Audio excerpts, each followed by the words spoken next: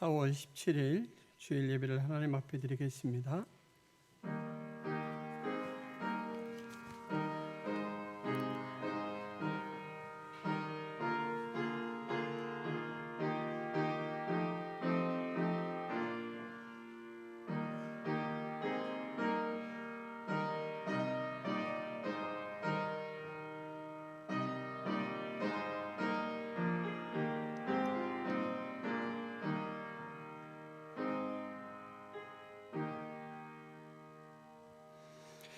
할렐루야. 그의 성수에서 하나님을 찬양하며 그의 권능의 궁창에서 그를 찬양할지어다. 그의 능하신 행동을 찬양하며 그의 지극히 위대하심을 따라 찬양할지어다. 나팔 소리로 찬양하며 비파와 수금으로 찬양할지어다. 소고치며 춤추어 찬양하며 현악과 퉁소로 찬양할지어다. 큰 소리 나는 제금으로 찬양하며 높은 소리 나는 제금으로 찬양할지어다. 호흡이 있는 자마다 여호와를 찬양할지어다. 할렐루야.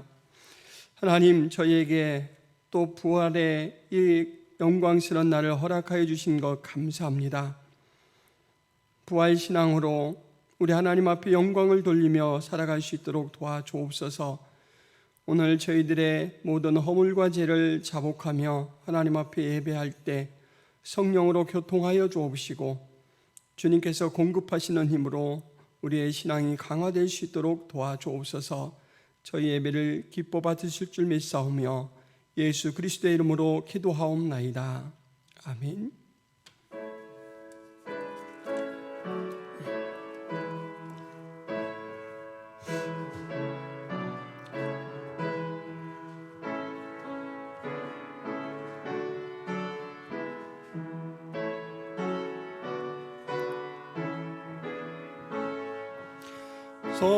성도여 다 함께 할렐루야 아멘.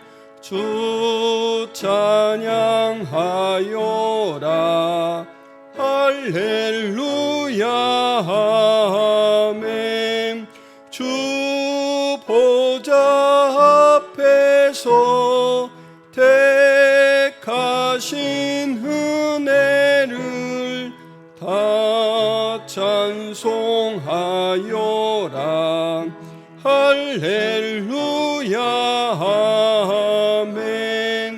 만문을 열어라 할렐루야 아멘. 온 하늘 울려라 할렐루야 아멘. 인도자 되시며 친구가 되신 주 그 사랑 끝없다 할렐루야 아멘. 주 찬양하여라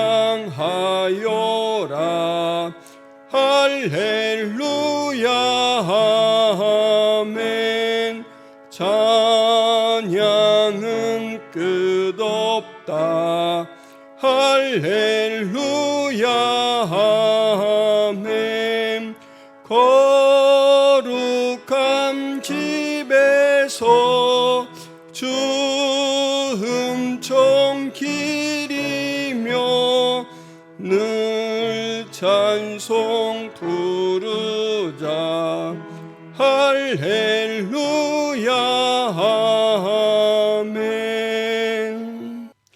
하나님께서 그를 사망의 고통에서 풀어 살리셨으니 우리 주 예수 그리스도로 말미암아 우리에게 승리를 주시는 하나님께 감사하노니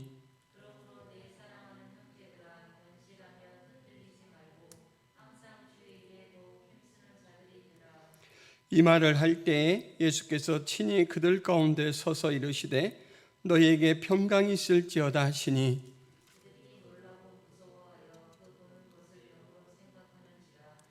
예수께서 이르시되 어찌하여 두려워하며 어찌하여 마음에 의심이 일어나느냐.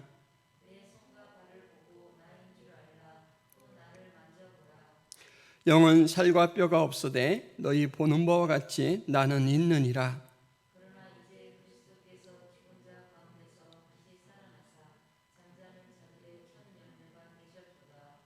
예수께서 이르시되 나는 부활이요 생명이니 나를 믿는 자는 죽어도 살겠고 무릇 살아서 나를 믿는 자는 영원히 죽지 아니하리니 이것을 내가 믿느냐.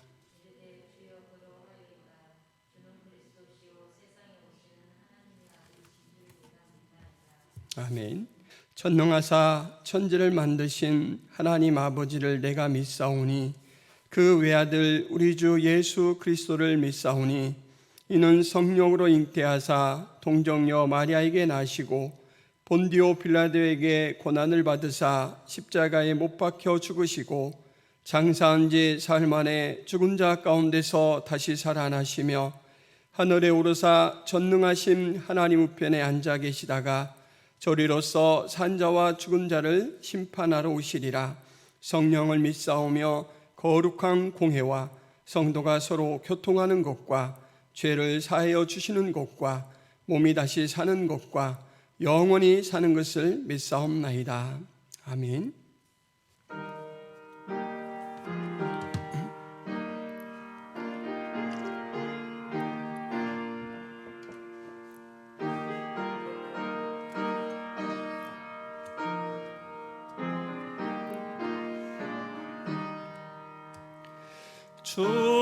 주님께 영광 다시 사신 주 사망 권세 모두 이기시었네.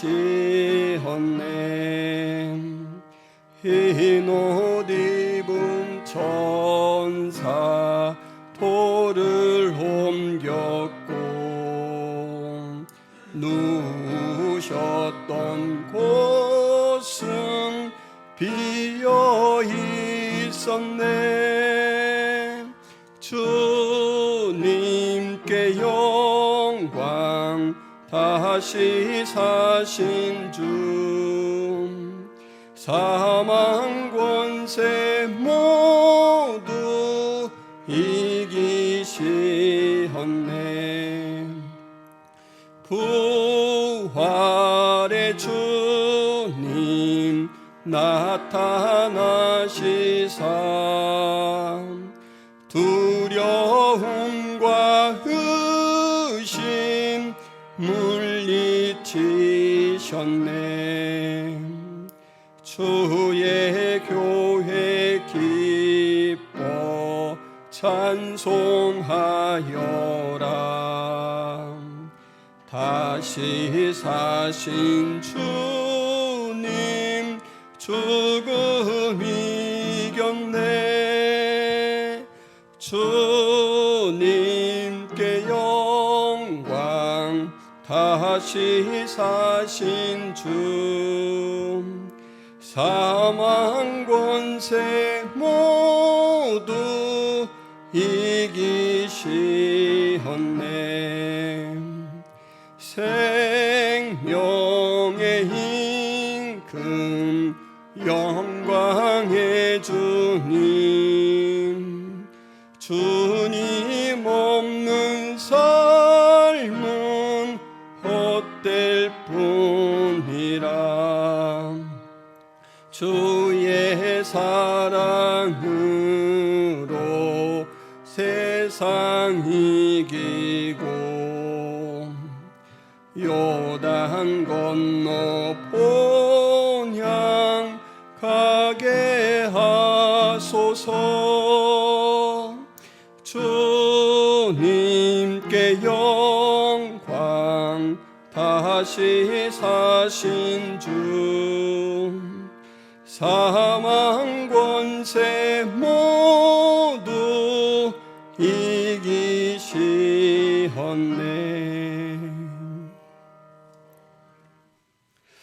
사랑과 은혜가 충만하신 하나님 아버지, 허물과 죄로 죽었던 저희들을 살려주시기 위해서 독생자를 세상에 보내시고 십자가의 모진 고통과 멸시와 천대 가운데 우리를 위한 대속의 죽음을 죽게 하시고 하나님의 거룩한 능력으로 부활하게 하셔서 우리에게 새로운 삶을 허락하여 주시고 새 소망을 붙들고 살아가게 하신 것 감사합니다.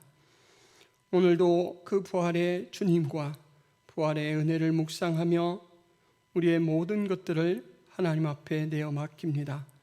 하나님, 부활에 관한 말씀을 살펴볼 때 우리의 신앙이 점검되게 하여 주옵시고 이 묵상의 시간이 더욱더 신앙이 연단되고 깊어지는 시간 될 수 있도록 도와주옵소서.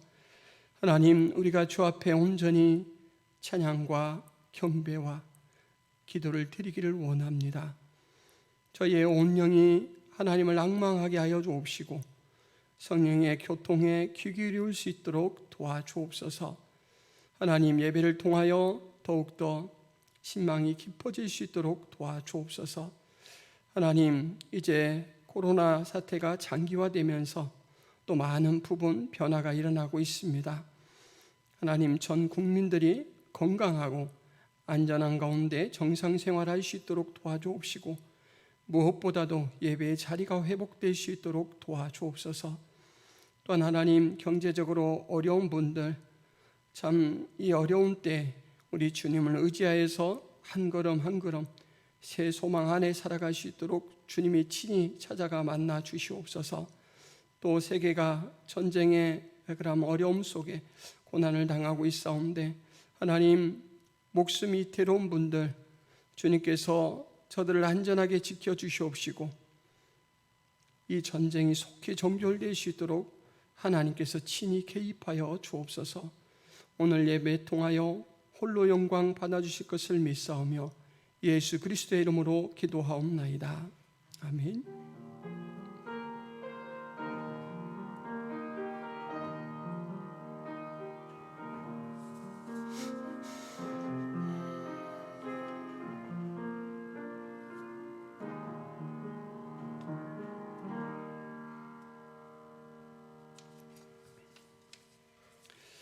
교회 소식을 말씀드리겠습니다.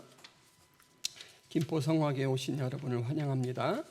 올해 교회 표어는 예수 생명으로 자라가며 예수 생명을 전하는 삶입니다. 예수님의 생명을 풍성하게 누리고 또 주변에 나눌 수 있기를 바랍니다. 오늘 오전 예배 시간에는 성찬식이 있습니다.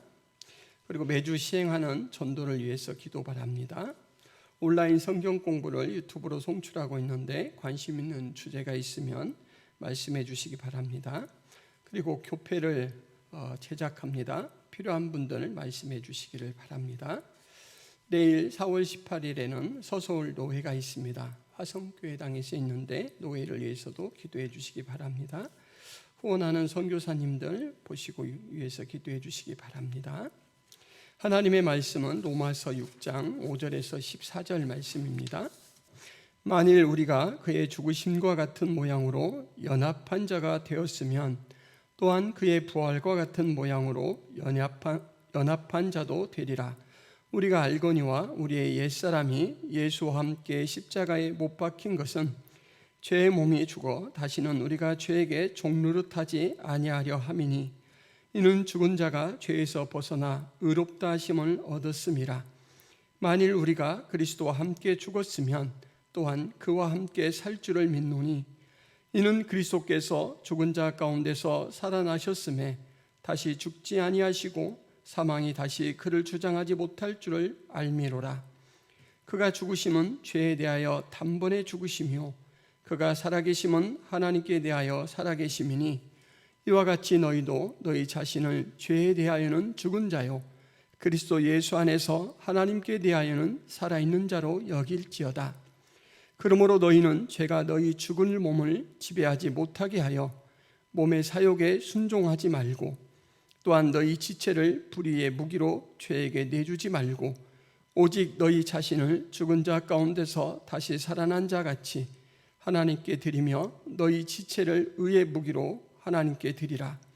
죄가 너희를 주장하지 못하리니 이는 너희가 법 아래에 있지 아니하고 은혜 아래에 있음이라.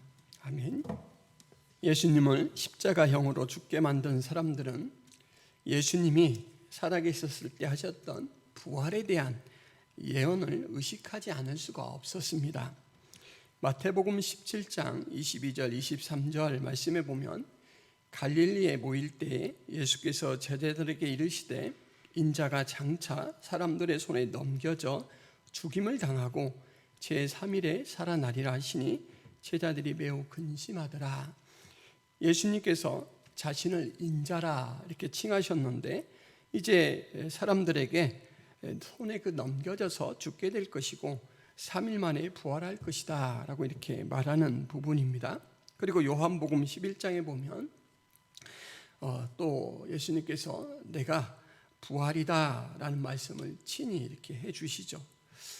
이 내용을 기억하고 있던 이제 예수님을 십자가형을 받도록 그렇게 힘썼던 사람들은 아무래도 마음이 찜찜해서 그냥 있지는 못하겠고, 그래서 예수님의 무덤에 보초를 세워서 단단히 이렇게 지키기로 합니다. 처음에 그들은 빌라도를 찾아가서 말하죠. 마태복음 27장 63절에서 66절 말씀에 보면 그들이 찾아가서 빌라도에게 하는 말입니다. 주여, 저 속이던 자가 살아있을 때 말하되 내가 사흘 후에 다시 살아나리라 한 것을 우리가 기억하노니 그러므로 명령하여 그 무덤을 사흘까지 굳게 지키게 하소서. 그의 제자들이 와서 시체를 도둑질하여 가고 백성에게 말하되 그가 죽은 자 가운데서 살아났다 하면 후에 소금이 전보다 더 클까 하나이다 하니 빌라도가 이르되 너희에게 경비병이 있으니 가서 힘대로 굳게 지키라 하거늘 그들이 경비병과 함께 가서 돌을 임봉하고 무덤을 굳게 지키니라. 빌라도가 너희에게도 병사가 있지 않느냐, 그러니까 너희 병사에게 지키게 하라 라고 하니까 이제 이 사람들이 무덤을 이렇게 막아놓은 그 돌을 임봉했다. 그러니까 이제 여름면 표관하도록 그렇게 했다라고 말하고 있죠. 그런데 그들이 그렇게 무덤을 지켜도 예상을 뒤엎는 일이 결국은 발생하고야 말았습니다. 마태복음 28장 말씀에 보면 1절부터 6절 안식일이 다 지나고 안식 후 첫날이 되려는 새벽에 막달라 마리아와 다른 마리아가 무덤을 보려고 갔더니 큰 지진이 나며 주의 천사가 하늘로부터 내려와 돌을 굴러내고 그 위에 앉았는데 그 형상이 번개 같고 그 옷은 눈같이 희건을 지키던 자들이 그를 무소하여 떨며 죽은 사람과 같이 되었더라. 천사가 여자들에게 말하여 이르되 너희는 무소하지 말라. 십자가에 못 박히신 예수를 너희가 찾는 줄을 내가 아노니 그가 여기 계시지 않고 그가 말씀하시던 대로 살아나셨느니라. 와서 그가 누우셨던 곳을 보라. 오늘 말씀에 보면 2절 말씀부터 한번 읽어보도록 하겠습니다. 3절까지 시작. 큰 지진이 나며 주의 천사가 하늘로부터 내려와 돌을 굴려내고 그 위에 앉았는데 그 형상이 번개 같고 그 옷은 눈같이 희건을. 지금 예수님은 이미 부활하셨죠. 부활하셨는데 천사들이 무덤을 지키고 있습니다. 큰 지진이 이렇게 나고 천사들이 이제 있는데 그걸 지키던 사람들이 어떤 상황이었냐. 4절에 보면 지키던 자들이 그를 무소하여 떨며 죽은 사람과 같이 되었더라. 무덤을 누가 도둑질을 해가지 못하도록 지키고 있던 이 병사들이 너무너무 기이하고 놀라운 일이 발생하니까 죽은 자와 같이 되었습니다. 그래서 이 대제사장들과 장로들의 명령을 받고 무덤을 지키던 병사들이 이제 달려가서 오히려 예수님이 부활하셨다라는 그 사건의 보고자 역할을 하는 것으로 이 임무가 전도됩니다. 마태복음 28장 11절에 보면 여자들이 갈 때 경비병 중 몇이 성에 들어가 모든 된 일을 제사장들에게 알렸다 이렇게 말하고 있죠. 예수 부활 사건의 보고를 받은 대제사장과 장로들, 이 사람들은 참으로 놀라운 일을 시도합니다. 군인들을 돈으로 매수하고 예수 부활 사실을 가짜 뉴스로 덮어 씌우죠. 12절 13절 말씀에 보면 그들이 장로들과 함께 모여 의논하고 군인들에게 돈을 많이 주며 이르되 너희는 말하기를 그의 제자들이 밤에 와서 우리가 잘 때 그를 도둑질하여 갔다 하라. 여러분, 시신을 도둑질해 갔다, 이거를 우리가 카더라 통신이라고 하죠. 여러분, 카더라 통신의 특징이 뭔지 알죠? 가짜 뉴스.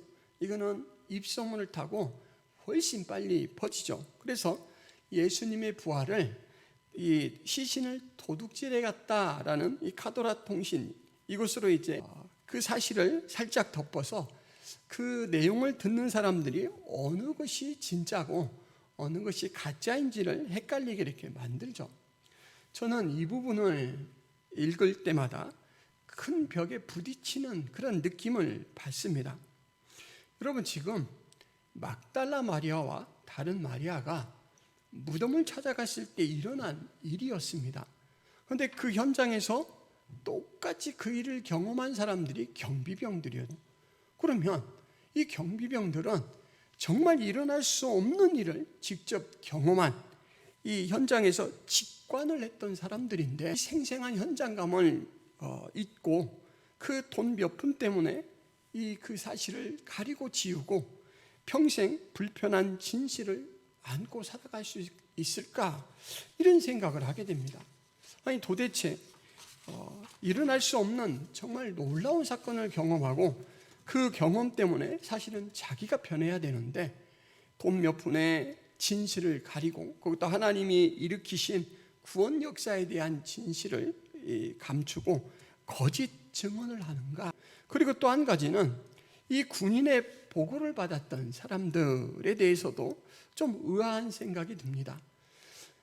십자가에 못 박을 때까지는 그가 정확하게 메시아다라는 그 인지가 없어서 못을 박는다 손치더라도 지금은 부활해 살아나셨고 이미 자기 편, 자기들이 세운 군사들이 와서 보고를 했다라고 한다면, 저 같으면은 다시 한번 주의 깊게 살펴보고 내가 진실을 잘 몰랐구나 라는 사실을 확인하게 되면 이제라도 내 이 삶을 바꾸고 생각을 바꿔야 될 터인데, 이 사람들은 보고만 받고 다시 자세히 알아볼 그런 행동은 취하지 않고 그 사실을 덮는 일에만 몰두를 하고 있습니다. 예수님 당시 정치와 종교에서 막강한 세력을 이루는 사두개인들이라는 사람들이 있었는데, 이 사람들은 부유한 귀족 그리고 제사장들로 이루어진, 그래서 사내들인 공의회의 다수를 차지하고 있는 사람들이었고, 또 로마 세력과 당시 그 지역을 지배하고 있던 헤롯 세력과도 상당히 밀착된 좋은 관계를 유지하고 있었습니다.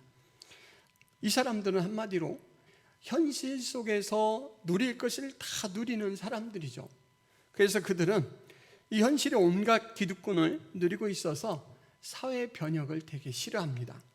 그리고 사회 변혁도 싫어하지만 이 사람들은 이 세상 것이 너무 달콤하고 좋기 때문에 이제 천사의 존재, 영적인 존재, 이 부활, 이런 것들도 믿지 않습니다. 현세주의자, 현실주의자라는 것이죠. 부활도 믿지 않고 천국도 믿지 않는다. 이 사람들의 행동은 그래도 조금 이해가 가는데, 이 병사들은 왜 깨어나는 신앙으로 살지 못할까라는 생각에 항상 이 벽에 부딪히는 그런 느낌을 받습니다. 여러분, 오늘날 현대인들 중에도 이 사두개인의 성향을 가진 사람들이 많죠. 첨단 과학시대의 기술의 힘과 자본주의 사회, 이 돈의 힘을 너무 크게 맛본 사람들은 그 힘을 숭상하며 영적인 진리인 복음을 말하면 구시대의 유물인 것처럼 이렇게 취급하고 경시하는 태도를 보일 때가 많습니다. 진실의 문을 열려고 시도하지 않고 현실적인 가치관으로 적당하게 타협하며 살아가죠. 저는 이런 사람들을 오늘 부활 사건 앞에서도 여전히 눈먼 자들이라고 이렇게 칭하고 싶습니다. 완고하고 굳은 마음의 은혜를 주시지 않으면 그 눈을 뜨지 못한다라는 것을 이제 이 사실을 통해서 알 수 있는데, 여러분, 에스겔서 36장 26절 27절 말씀 같이 한번 읽어볼까요? 오늘 말씀에 보면 우리의 상태에 대해서 굳은 마음이라고 말합니다. 근데 그 굳은 마음을 부드러운 마음으로 대처해 주시고 우리 안에 하나님의 영을 이제 주셔서 그 하나님의 법도 율례를 행하게 하신다 이렇게 말하죠.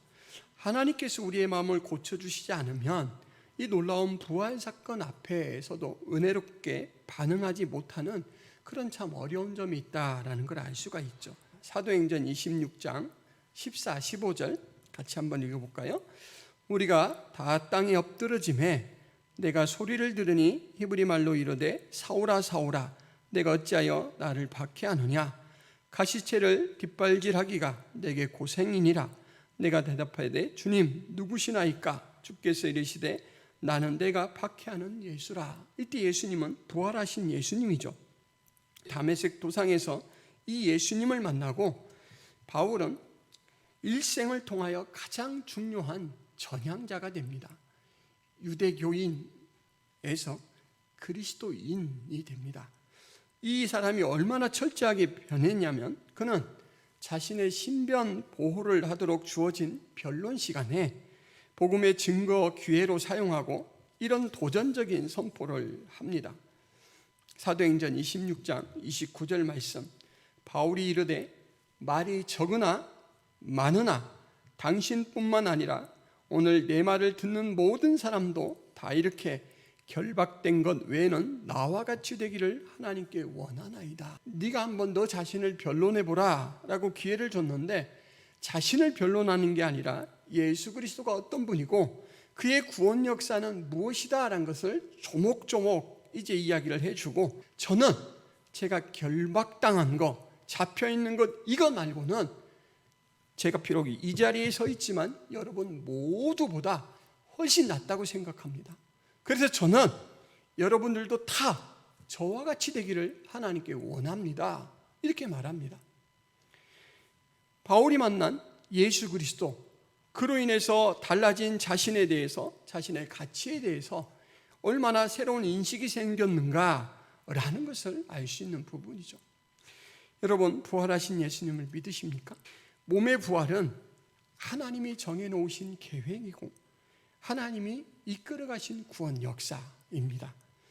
이 사실이 믿어지고 부활의 소망을 품게 되는 것은 전적으로 하나님의 은혜입니다. 에베소서 2장 8절 너희는 그 은혜에 의하여 믿음으로 말미암아 구원을 받았으니 이것은 너희에게서 난 것이 아니요 하나님의 선물이라.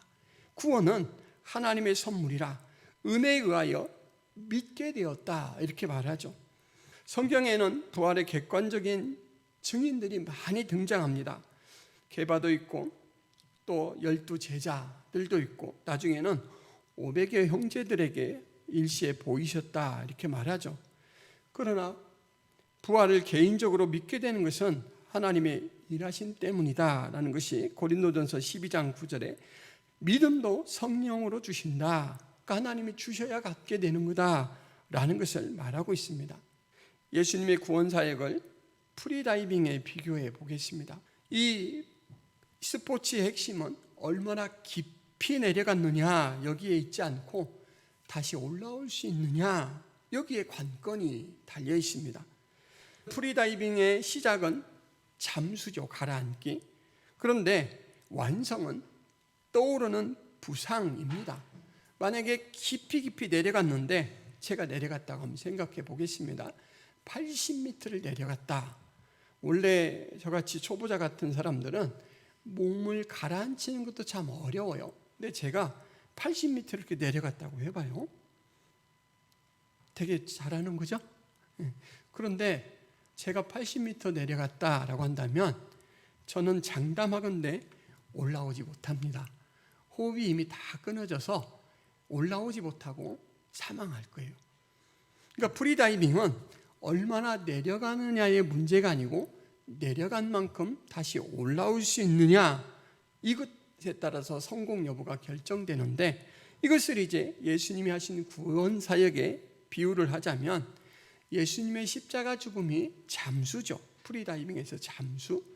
프리다이빙에서 이 반전 부상하는 것 이것을 부활로 볼 수가 있는데 부활이 없고 그냥 십자가 죽음으로만 끝난다라고 한다면 예수님의 십자가 죽음은 아무런 의미가 없게 됩니다.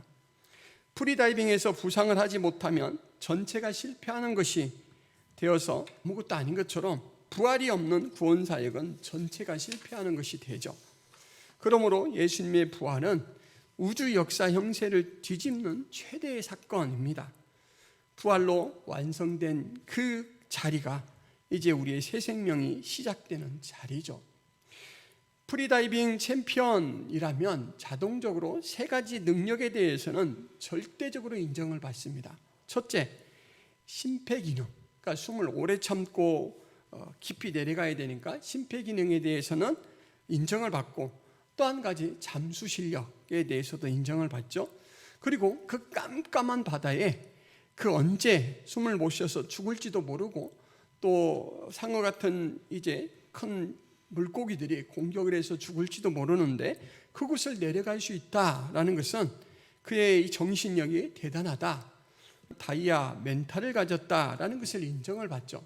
마찬가지로 예수님이 부활하셨다라는 이 사실은 세 가지에 대해서 확정적인 사실로 이렇게 드러내게 되는데, 첫째는 예수님이 하나님의 아들이라는 신분을 가진 구원자라는 사실이죠. 로마서 1장 4절 말씀, 성결의 영으로는 죽은 자들 가운데서 부활하사 능력으로 하나님의 아들로 선포되셨으니 곧 우리 주 예수 그리스도시라. 그의 부활로 말미암아 하나님의 아들인 것이 온 우주의 확정적인 사실로 그렇게 선고되었다라는 것입니다. 두 번째, 예수님은 창조와 구원과 심판의 능력과 권세를 가지신 분이다.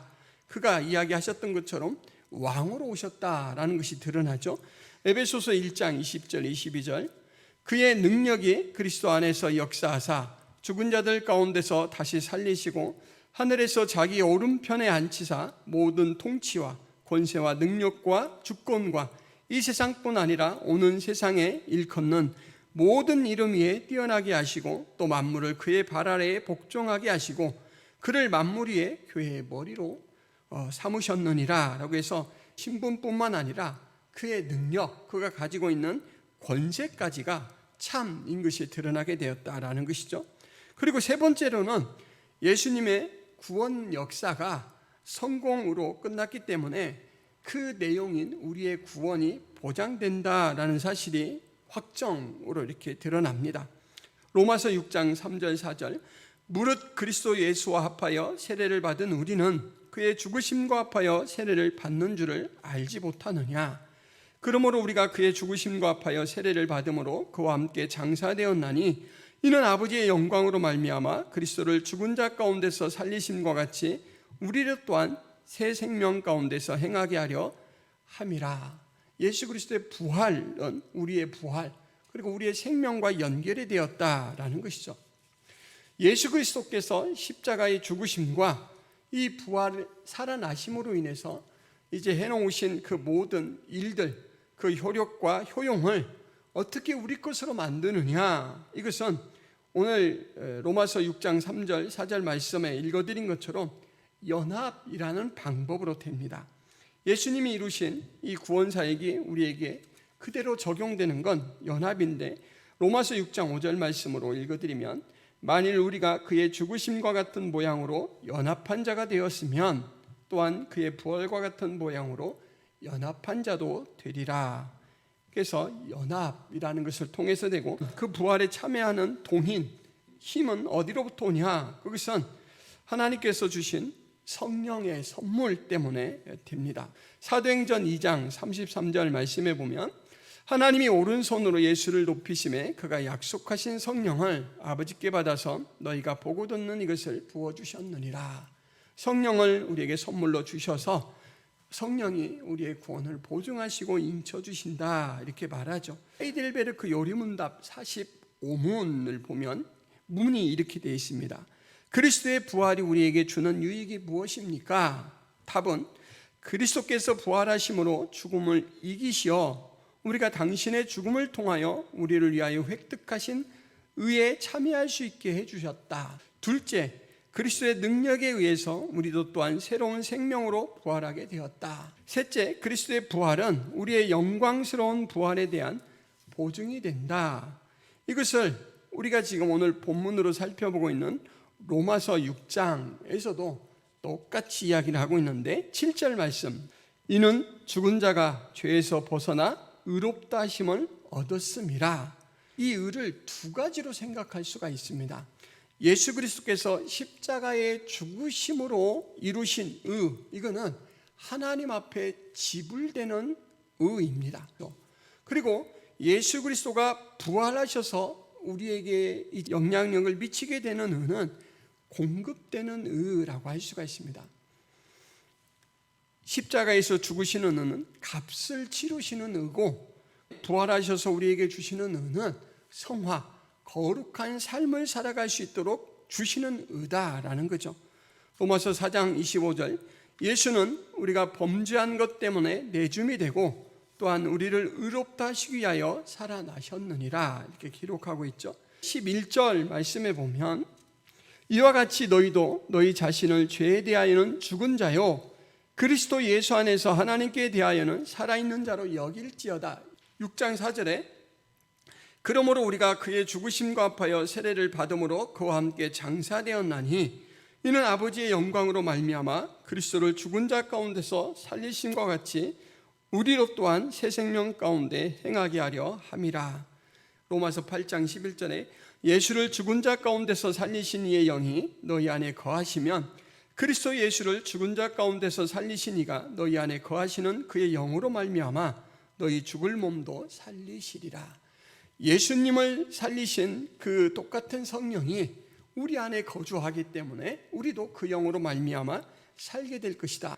그 예수 그리스도의 부활이 우리 부활의 원인이 되고 그리고 우리 부활의 모형이 된다라는 말씀을 하고 있습니다. 그리고 14절에 우리가 은혜 아래 있는 자가 되었다 선포하죠. 죄가 너희를 주장하지 못하리니 이는 너희가 법 아래에 있지 아니하고 은혜 아래 있음이라. 은혜 아래 있다라는 말은 법 아래 있다라는 말과 상대되는 말인데, 법 아래 있다라는 말은 정죄의 대상이다라는 말이죠. 은혜 아래 있다라는 말은 정죄 대상이 아니고 양육의 대상이다라는 말입니다. 그러니까 하나님의 자녀로서 우리의 신분이 옮겨졌고 하나님께서는 우리를 지속해서 이끌어 가신다라는 말이 바로 은혜 아래 있는 자가 되었다라는 거죠. 이 부활신앙은 진행형입니다. 예수 그리스도와 연합한 상태에서 우리에게 허락하신 수를 다 사는 날까지 이 부활신앙을 가지고 살아가게 되죠. 부활을 이야기하기 전에 성경에서는 먼저 죽음을 이야기합니다. 죽음 없이는 부활도 없습니다. 그래서 죽음을 먼저 이야기하고 죄에 대해서 죽은 자, 옛사람에 대해서 죽은 자, 자기 부인하는 자라고 이렇게 전제를 하고, 은혜 아래 있는 사람의 특징이 13절 하반절에 있습니다. 너희 지체를 의의 무기로 하나님께 드리라. 이제는 우리가 하나님 앞에 드릴 만한 존재가 되었다라는 것입니다. 무엇을 드려야 될까요? 삶을 드리는 겁니다. 우리가 살아가는 모든 영역, 모든 순간을 하나님 앞에 드리는 거예요. 죄에 대해서 죽은 자이고 의에 대해서 살아난 자고, 의의 병기로, 의의 무기로 하나님 앞에 드리라라는 것은 이제는 죄의 모습이 아니고 죄의 반대의 모습이니까 거룩한 삶으로 하나님 앞에 영광을 돌리라, 이렇게 말하고 있는 것입니다. 거룩. 여러분, 거룩이라는 말은 종교적인 이 냄새가 나서 되게 먼 것 같고 되게 신령해서 우리가 도달하기 어려운 것 같아요. 그런데 우리가 현실 속에서 이 거룩의 문제와 죄의 문제를 어떤 주제로 싸우게 되냐면, 여러분, 탐욕으로 싸우게 됩니다. 골로새서 3장 5절 말씀에 그러므로 땅에 있는 지체를 죽이라. 곧 음란과 부정과 사욕과 악한 정욕과 탐심이니 탐심은 우상 숭배니라. 탐심이 탐욕이죠. 우리가 육적 지체가 살아있을 때 우리의 성향은 탐욕을 부리는 거예요. 시기 질투를 하고 세상의 것으로 뭔가를 이뤄내고 싶어하고 그것을 갖고 있어야 안심이 되고 이렇게 이야기하죠. 그런데 골로새서 말씀에서는 그 탐심은 우상숭배라 이렇게 말합니다. 인도네시아의 원주민 부족이 원숭이를 잡는 특별한 방법이 있습니다. 커다란 항아리인데 입구는 아주 작아요. 그래서 원숭이 손 하나가 이렇게 들어갈 수 있을 정도로 아주 작아요. 그런데 이 항아리에는 원숭이가 좋아하는 것들을 이렇게 넣어놨습니다. 원숭이가 금방 눈치채고 달려오겠죠? 그래서 원숭이가 손을 쑥 넣고는 빨리 한 움큼 잡고는 이제 위험에서 벗어나려고 탁 나가려고 하죠. 근데 손이 빠져요? 안 빠져요? 안 빠져요. 근데 원숭이가 이걸 놔야 빠지는데 원숭이 이걸 안 놔요. 음식이 먹고 싶으니까 빨리 빼서 도망가려고만 하지 손을 놓을 생각은 안 해요.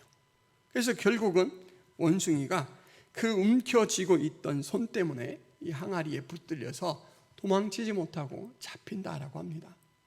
우리가 세상의 것에 탐심을 넣을 때 우리가 그와 같은 지경에 처할 수가 있습니다. 거룩, 성화라는 목표에 나아가지 못하고 이제 항아리에 손이 잡힌 것처럼 세상 것들에 대해서 탐욕에 빠져가지고 탐욕에 깊이 빠지면 나타나는 특징이 뭐냐면 죄의식이 없는 것으로 변해간다라는 거죠. 탐욕을 이기려면 성경 말씀을 통해서 내가 누구인가, 무엇에 대하여 죽고 무엇에 대하여 살아났는가 라는 걸 자꾸 확인해야 됩니다. 묵상을 해야 됩니다. 성경을 묵상해야 돼요. 구원 역사 전반을 통해서 이루어놓으신 그 모든 효력과 효용이 내 것이 되었는데 그것을 소유했다라는 의미가 무엇인가를 자꾸 확인해야 돼요. 세상의 것들은 내가 세상에 살아가는 동안 잠깐 반짝이는 보석처럼 보일 수가 있습니다. 그러나 세상의 것들은 거기서 아무리 쥐어도 만족감을 줄 수가 없습니다. 그냥 생활에 필요한 것들, 불편하지 않게 누릴 수 있는 정도인 거죠. 그리고 세상에 반짝이는 보석 같은 것들은 손에 쥐고 나면 금방 빛을 잃어버립니다. 그런데 아까 예수 그리스도 안에서 우리에게 새 생명이 주어졌다라고 말씀드렸는데 이것은 예수 그리스도가 몸이 부활하신 것처럼 우리의 몸도 부활하지만 그것보다 더 깊은 의미가 있다라고 말씀드렸죠. 영원한 생명을 누리는 것이고 초월적인 생명을 누린다. 그 이야기는 예수 그리스도의 생명과 우리의 생명이 연합되어서 그 안에서 하늘나라의 삶, 하늘나라의 소망, 하늘나라의 유익을 누리는 그 삶을 이 땅 가운데서 살아간다라는 거죠. 밖에 있는 것들이 훨씬 맛있는 것이고 원숭이가 좋아하는 것이라면 항아리 걸 놓을 수 있잖아요. 탐심에 사로잡히면 죄의식을 잃어버리고 오직 거기에만 몰두해서 신령한 것을 추구할 능력을 잃어버리게 되는 거죠. 여러분, 말씀을 늘 묵상하시기를 바랍니다. 처음부터 하나님께서 개입해 주시지 않는 굳은 마음이 부드러워질 수 없다라고 했고, 바울이 다메섹 도상에서 예수님이 찾아오시지 않았다면 그 변화를 맞기 어려울 것이다 라는 부분을 살펴보았습니다. 은혜를 구하시기를 바랍니다. 근데 그 은혜는 말씀과 짝해서 성령이 우리를 터치하실 때, 진동을 일으킬 때 오는 것입니다. 그래서 말씀을 읽고 말씀을 묵상하라라는 말은 강조하고 또 강조해도 지나치지가 않습니다. 말씀을 묵상하시길 바랍니다. 부활하신 예수 그리스도, 그가 나와 연합된 존재다라는 것을 기억하시길 바랍니다.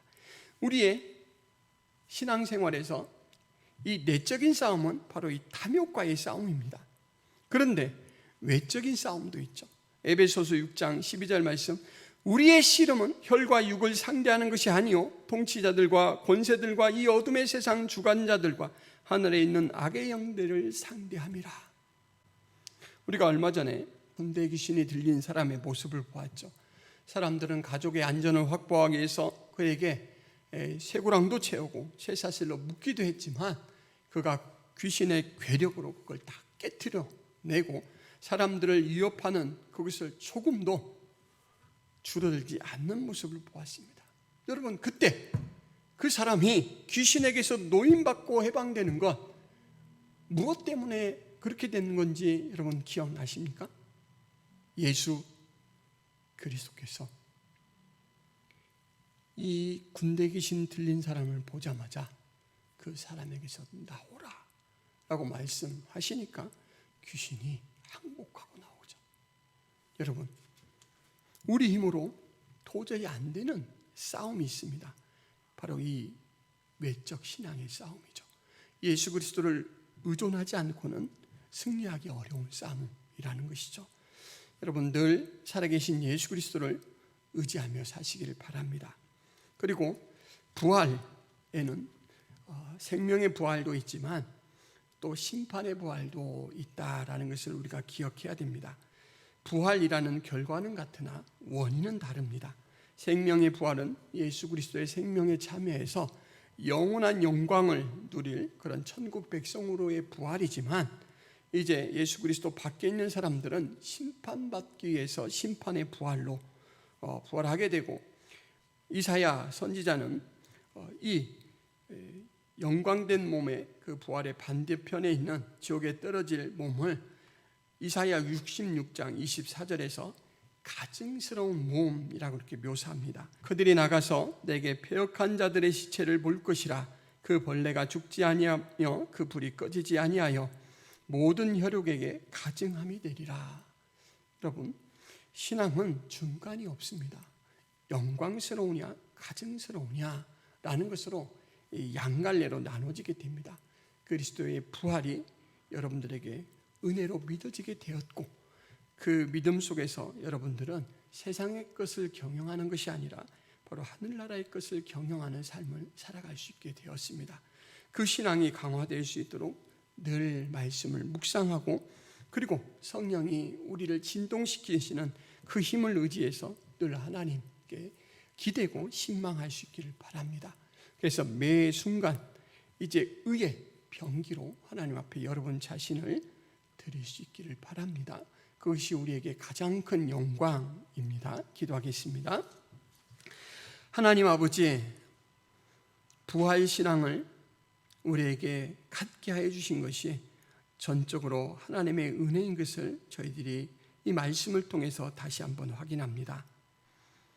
예수 그리스도의 부활 사건 앞에서도 여전히 영적으로 눈이 어두운 자가 있는가 하면, 그 부활 사건 때문에 인생의 전 방향이 전향되어서 예수 그리스도를 고백하며 예수 그리스도의 능력으로 살아가는 존재가 된 사람들이 있습니다.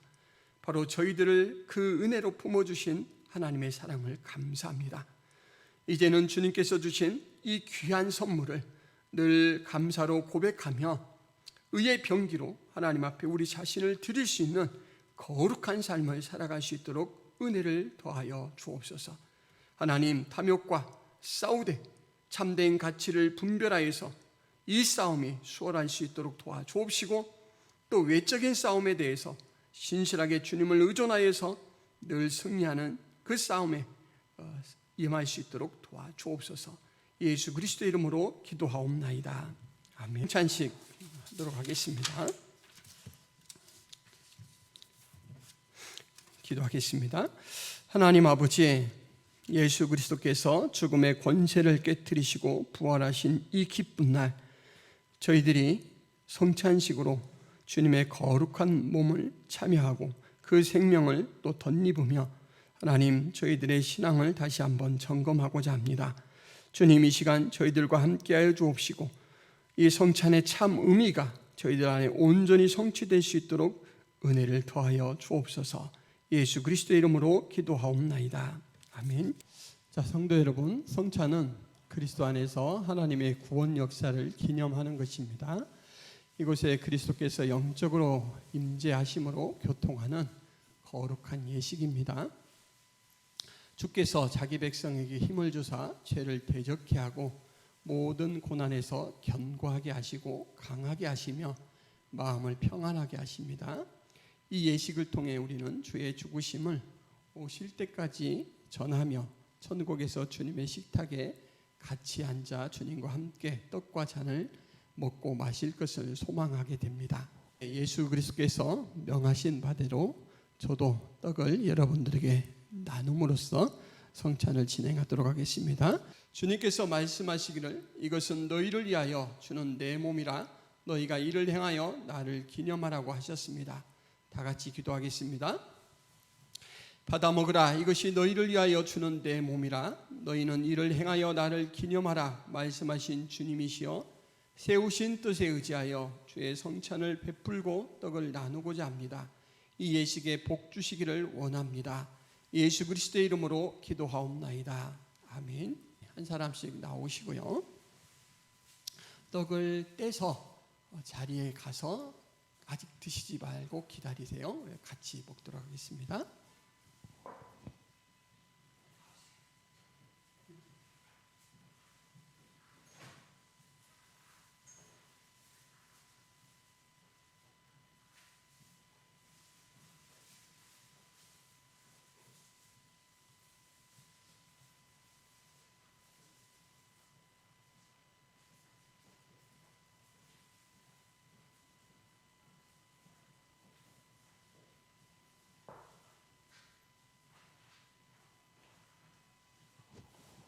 다 같이 떡을 함께 먹으면서 주신 은혜를 묵상하도록 하겠습니다.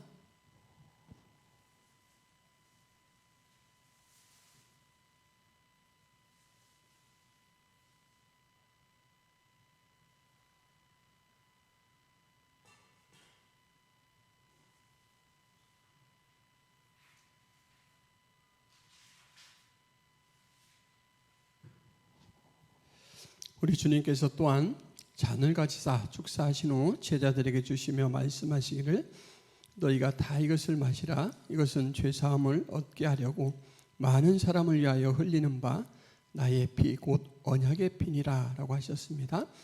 우리가 또 이 잔을 나누고자 합니다. 다 같이 기도하겠습니다. 식후에 잔을 가지사 살해하시고 나눠주신 주님이시여 내 살을 먹고 내 피를 마시는 자는 영생을 가졌고 마지막 날에 내가 그를 다시 살리신다 하셨사오니 이 잔을 받는 우리에게 생명의 복 주시기를 원합니다.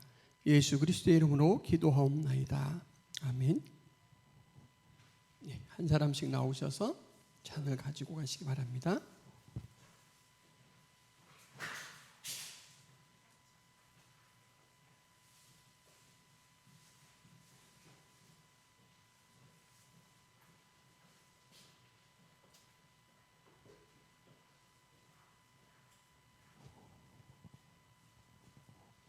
다 같이 잔을 들겠습니다.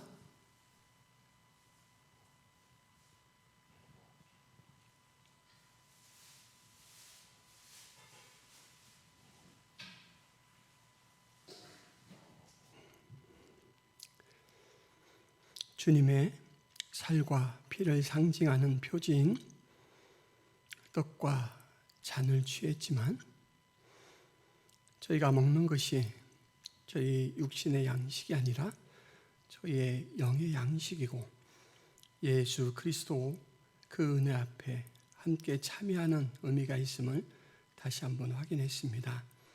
하나님, 우리가 이 성찬을 기억하고 기념하며 우리 주님의 구원 역사와 또 우리 주님의 새 생명의 역사를 우리 주님의 은혜로 우리에게 적용하고 있음을 다시 한번 깨닫습니다. 또한 이 예식을 행함으로 전하는 그러한 의미를 다시 한번 행합니다. 하나님, 그 의미가 우리 안에 생생하게 살게 하여 주옵시고 이것을 확인함으로 말미암아 더 큰 믿음의 담력을 가지고 신앙생활할 수 있도록 도와주옵소서. 예수 그리스도의 이름으로 기도하옵나이다. 아멘. 네, 성찬식을 마쳤습니다.